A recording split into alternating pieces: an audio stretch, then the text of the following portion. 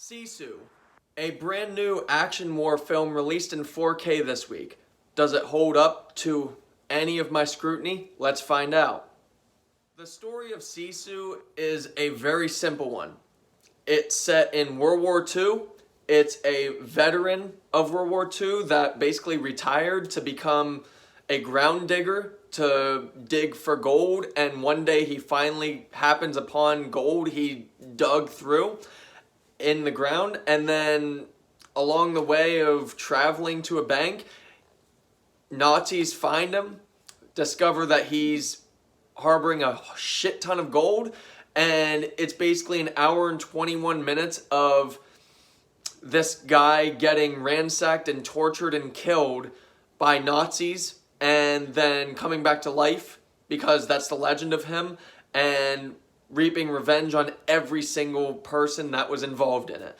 Now, the story of Sisu is a very, very simple one, and I just explained it, but Sisu, much like John Wick, is simple, yet the filming is where it matters. The filming of Sisu is where it counts. The action sequences, the choreography of everything, the gory sequences, even the dialogue in this film, and there's barely any.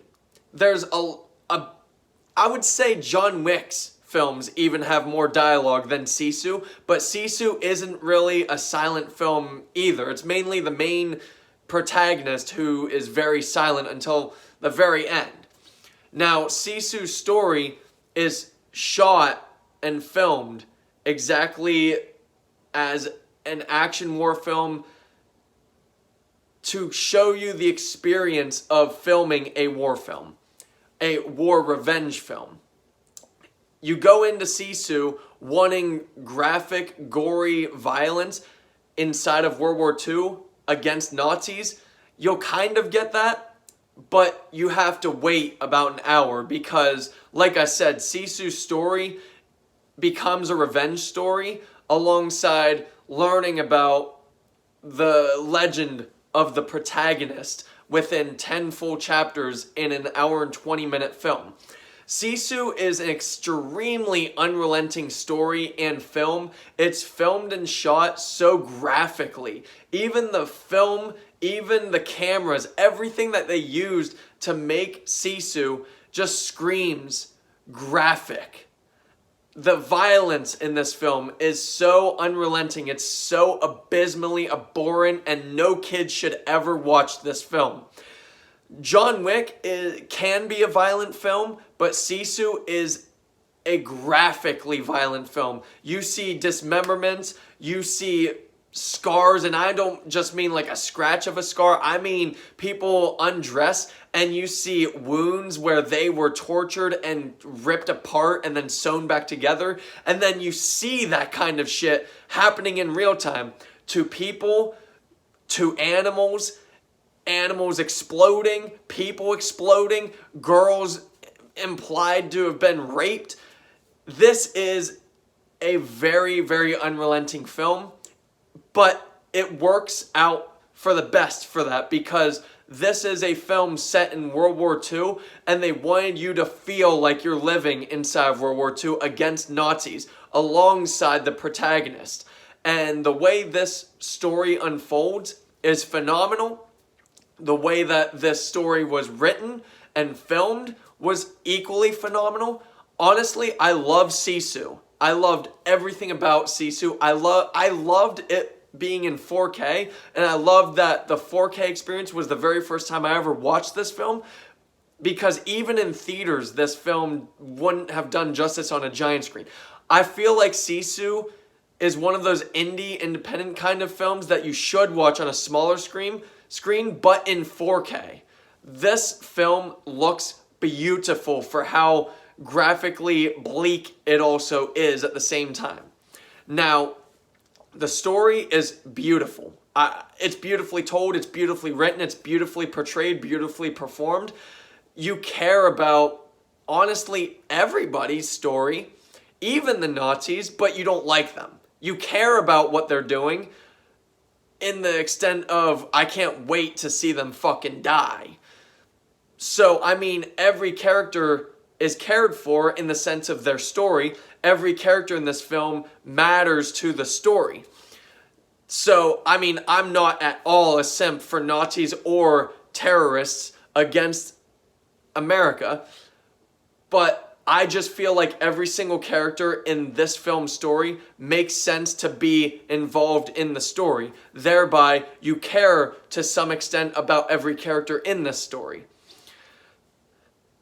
And another thing about this story, alongside the characters and the writing, is that the writers did not give a flying fuck about any kind of pandering, no woke shit, no ideology, not even for conservatives, not even for leftists, not even for anything. The only exception I can say is with this being in a world war, really the only ideology within this film is that when you need something resolved, get a gun. That's really the only ideology I can think of within this film, but it makes sense to the story. It makes sense to the setting. World War II. You kind of need a gun in those times. So for me, the story was crisp. It was excellent. It was beautifully filmed, beautifully shot, beautifully written. I don't have any complaints about the story itself.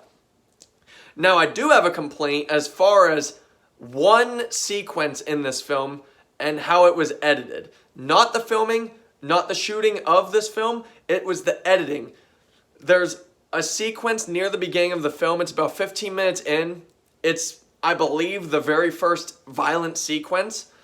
And it's really odd because it's an hour and 20 minutes and this is the only sequence that does this kind of filming. This sequence is non-stop filmed, editing horror. Think of Taken 3 at the beginning when Liam Neeson is at the restaurant. He's eating his food and there are 55 different quick shots, and that's essentially what they did in that one violent sequence, and then the entire rest of the movie was not like that at all. And to me that felt so jarring because first of all, I already don't like quick shot editing for violent sequences. And then not just that, but throughout the entire film, that's the only sequence that they did that. And don't get me wrong, I'm glad that that's the only sequence that they fucked up with quick shot editing, but it was unnecessary. Nothing else matched in this film with that one sequence. Now, the story of that sequence fits perfectly with the story, but how they filmed it, it's not dog shit. I just don't like quick shot editing. That's just me because it just, you couldn't follow it. You could follow the kills within it, but you couldn't follow every single movement. My personal preference when it comes to filming violent sequences, either pan the camera back a far back ways or do one-shot filming within the violent sequence. Those are the only two ways I see fit to approve of violent sequences. But otherwise, everything else in Sisu is shot perfectly. I don't understand why they did that one scene that way. The visuals and audio for Sisu in 4K are absolutely phenomenal. This film, even though it has a very simplistic story, the story itself is super effective because of how they wrote and filmed and shot this film. This film is made to be seen in 4K on a non-theater screen. I would say I watched Sisu in 4K on my 55-inch Vizio 4K HDR TV, and it looked phenomenal. I put it into my PS5, so I got all of the quirks that I could get out of the 4K experience, and honestly, Sisu is one of the greatest films I've ever watched in 4K.